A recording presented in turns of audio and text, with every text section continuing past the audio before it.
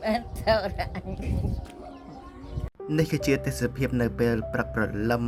នៅក្នុងស្រុកកំណើតរបស់ខ្ញុំបាទដែលខ្ញុំបាទនឹងបានទៅលេបន្ទាប់ពីទន្លេពីការងារហើយនៅក្បែរផ្ទះហ្នឹងក៏មានដំណាំបន្តិចបន្តួចគ្រាន់តែបេះសម្រាប់ដាំដែរបងប្អូនហើយនេះគឺផ្លែត្រសក់ហើយមីងរបស់ខ្ញុំហ្នឹងព្រមឡើងគាត់តែងតែបេះត្រសក់ដើម្បីយកទៅឲ្យម៉ួយគាត់ហើយបាន4-5 នឹងគ្រាន់តែម្ហូបនឹងចំម្ដាយនឹងបងប្អូនហើយផ្លែត្រសក់នឹងមិនស្អីល្អទេដោយសារត្រសក់វាធម្មជាតិបងប្អូន